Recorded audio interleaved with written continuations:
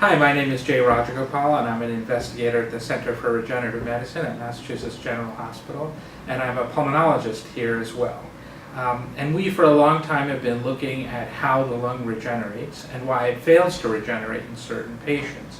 What we realized over time is that the lung is probably a lot more complex than we think, and that there are more cells and more cell types in the lung that explain disease. So if you look at the immune system or the brain, we know about lots and lots of different kinds of cells that participate in various diseases. For example, different cells in the immune system are involved in fighting parasites or bacteria or HIV. And similarly, in neuroscience, neurology, we have cells that are responsible for Parkinson's disease or cells that are responsible for diseases like ALS in the spinal cord. But the cellular basis of lung disease really isn't understood that well at all.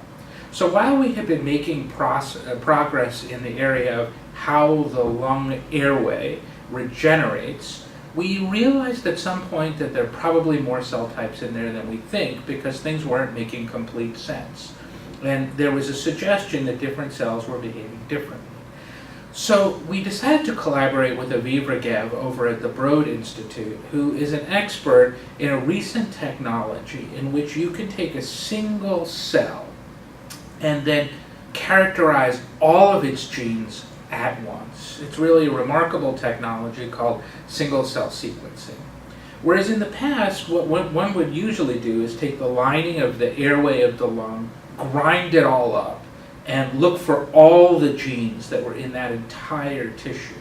But you didn't really know which cell was in, which gene was in which cell.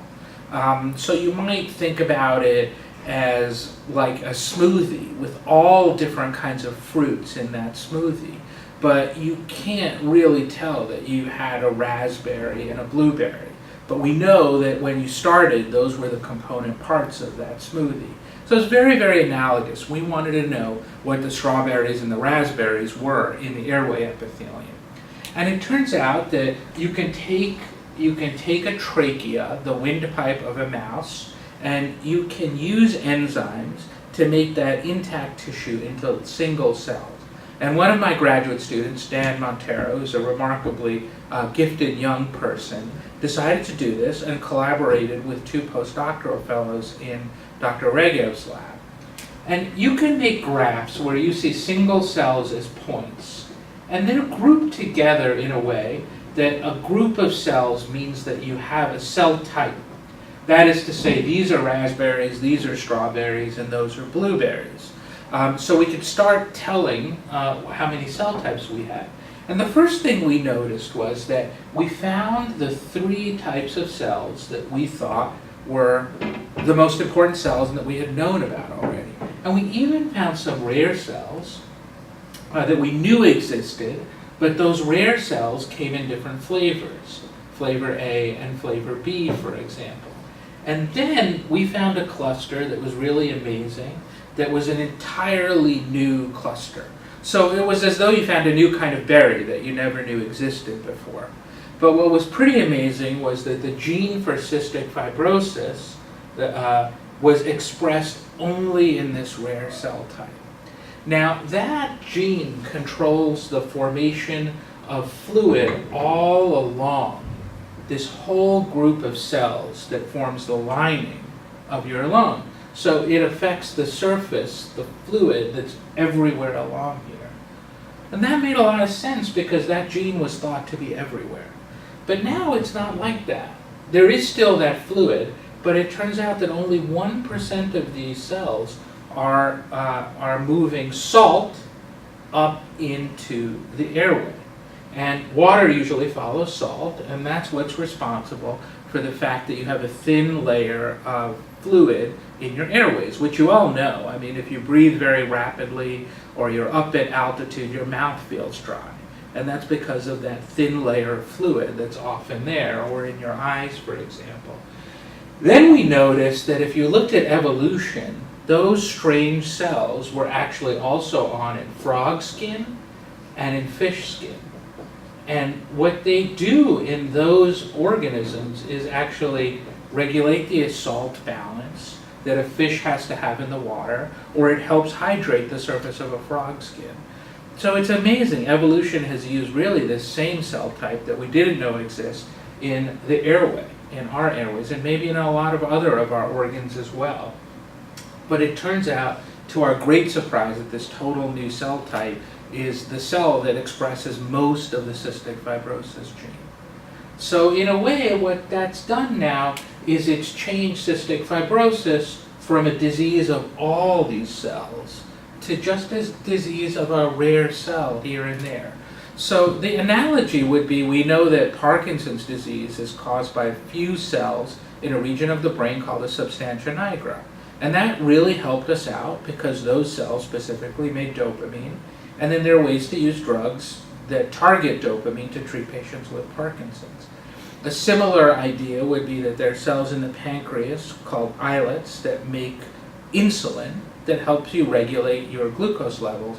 And those are the cells that are wrong in type 1 diabetes. So now, in the same way, we have this completely new understanding of cystic fibrosis. But what's equally as interesting to me is that some of these cells were found in unique structures. We call them hillocks because they look like little hills.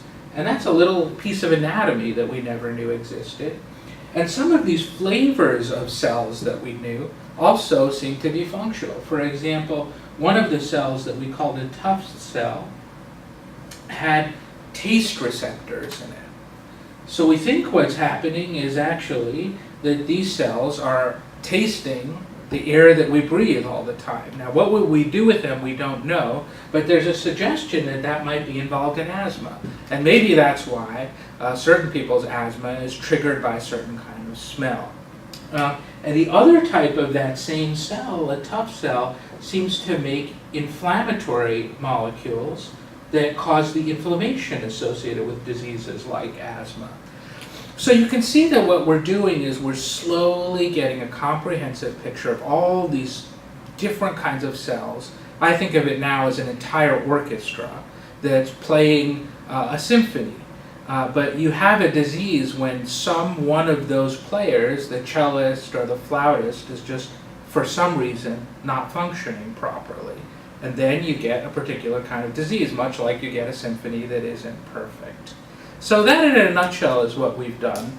And we hope now that this entire abundance of researchers who've spent their lives studying cystic fibrosis or any other one of these lung diseases will now have a map, an atlas of the various kinds of cell types that are in the lung so that they can start studying their diseases much, much more carefully.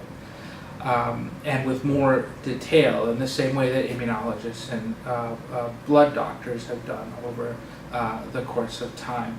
I should also say, one of the great things about being at Mass General and in Boston is that we just get terrific students. And my own graduate student, Dan Montero, who's a student at Harvard Medical School, actually first presented this data to me about this new cell type, the ionocyte. And I was pleased because I thought it was such a bold assertion. But I also, at the same exact time, thought there's no way this could possibly be true. But it was that boldness and then the continued data that just kept agreeing with his initial hypothesis that ultimately convinced me that he had found an entirely new cell type. The other thing that's great about it is that Dan was able to work with two postdocs from Aviv Regev's lab at MIT, which is just one T-stop down from us, and this absolutely superb collaboration where we really brought to these things two different sets of knowledge. And I don't think we could have ever written this paper without one another. And the final really fun thing I should say is we had friends and colleagues at Novartis and Harvard Medical School who at the same time had come upon the same kinds of conclusions using this new technology. And because we knew this was going to be kind of a revolutionary idea because we had changed the way people think about this disease, it was so nice to have another group that confirmed what we were seeing. And we think we made it a much more strong and convincing story as we published it. So we're really looking forward to the next steps because there are now more questions than there are answers, and it will really take a whole community of biologists and physicians to sort it out.